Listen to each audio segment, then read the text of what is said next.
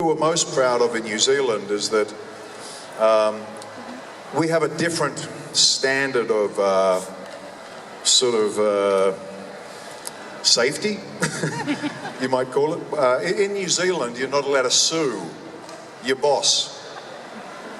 So we have this thing in our safety code in workplace that if you get injured at work, the government takes care of you with a payment that's already invested in the government and the social system. So the boss doesn't have to worry about getting sued. In America, you know, if you break an eyelash, you can sue somebody for $1 million, right? You know, they're kind of a little bit over the top with suing and legal stuff. But in New Zealand, it's very different. So as actors, we were allowed to do all of our own stunts. You know, of course, I was very surprised when I went to Canada and I got into a scene with Stephen Amell, and I was thinking, like, here we go. Okay, here we go, let's go. Shall I begin? And they'd go, okay, Manu, off you get, stunt guy, on. And it was a very different approach in Canada or America to the way that we did in New Zealand. But in New Zealand, we're very proud about Spartacus because each of us actors did all of our own stuff. You know, and when I watch it and I see my ability to be able to be physical and do the acting, it was wonderful. But we had to train a lot so that the other person was safe. But they weren't always safe. There was like a hospital just down the road, and they knew me by name. I'd walk in, I'd be like, oh, I got a spear in the eye.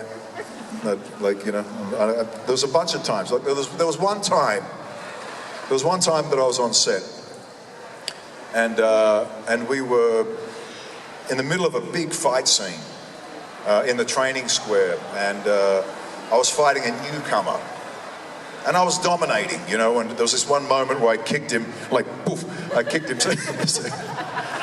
him against the wall, right? And he went flying back against the wall, and his response was to bounce back and stab me, like, go for a stab.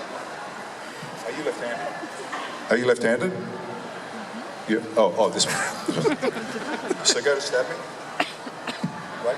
So when you go to stab, lunge in, like lunge. Wrong hand. That one. Yeah, that one. Yeah, right. Yeah. So I was basically stepping aside and pushing this guy out of the way. And we were just about to do that part of the scene, and they said, "Lunch, everyone, break for lunch."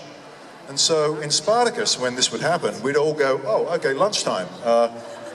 We put our swords on the ground. And then the guards go,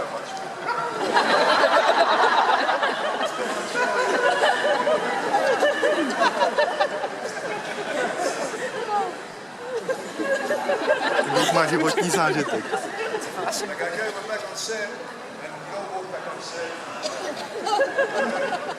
But there was 100. There were like 100 swords on the ground on this particular day. And so everybody walked back and they were all like,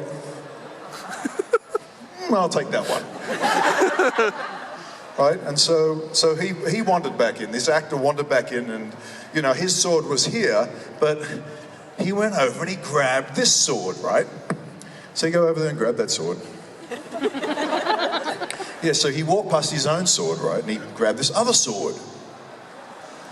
This was this guy's, I think it was only his second day on set. So he didn't know the sort of difference between a rubber sword and a real sword. Oh. So he picked one up. Basically, we had 3 types of swords for Spartacus. One was a very, very soft rubber sword that we'd use in the fight scenes when we were very aggressive, so that you could do that, and if it hit them, it would go boing, boing, boing. As a matter of fact, if you watch Spartacus in slow motion, you'll see swords that are going like, you know.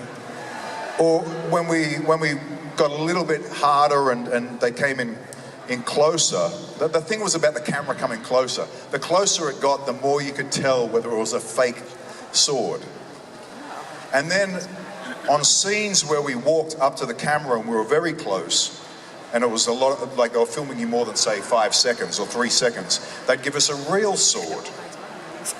You know, and I'd walk out and be presented, they'd go, Crixus, you know, champion of Capua. Of course, you know, the camera's up close and you'd see the shining metal blade, right? So earlier in this scene, we'd done something like that, and this real sword had been left in the middle of all of these rubber swords. And lucky me, the kid who's got to stab me in the heart, or try to stab me in the heart, picks up a real sword. Like, you know, you've heard about things happening on set, and people have actually been, you know, the Crow, stuff like that. You know, there's moments where it can get really dangerous because just 1 in a million chance.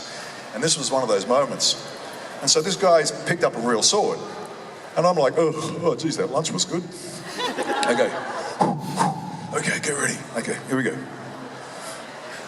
And of course, he'd had time to think about what... We'd done the scene a couple of times before lunch, and now in his mind, he was like, oh, I'm going to go real hard at him now. I'm going to stab at Crixus real hard. But I didn't know that's what he was thinking.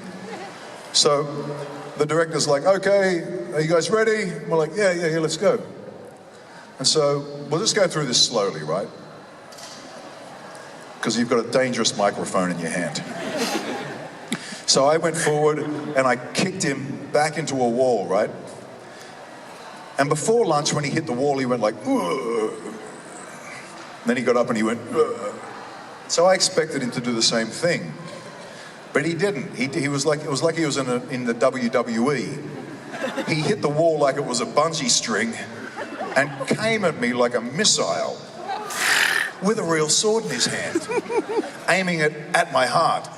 And I didn't know it at the time, right? But like, so imagine that I've kicked you, go into the wall like you hit a WWE, like kick him right, and then he comes at me. And as he came at me really hard, come at me hard. Can somebody say it in German? Because he doesn't speak English. Right? He came at me hard, and I was like, whoa, that was fast. And I just managed, because of training, you know, I just managed to get my move in, but the sword went into my chest, and it cut through my chest muscle and out the other side. And when it had gone across, it just started bleeding. But the thing is, it was only like if it hadn't have been for us doing training every day to go like, or when you're boxing, to just lift your hand, you know, if I hadn't had that sense memory to go really quick, that sword would have gone straight through my heart. It was like a real sword with a sharp end. And as it went through and I went, whoa, and I could see the blood, I went, dude, have you got a real sword? And he was like, you should have, there's guys who are responsible for weapons on stage. And this guy came in and he was almost like in the fear, he thought he was going to get hit by lightning or something, you know, like he was worried about his job because it was a dangerous moment. But they were like, you know, who put the real sword on the set, you know? But anyway, that was one question I've answered so far. Thanks, brother. I hope that answers your question. Oh. Yeah. Danke.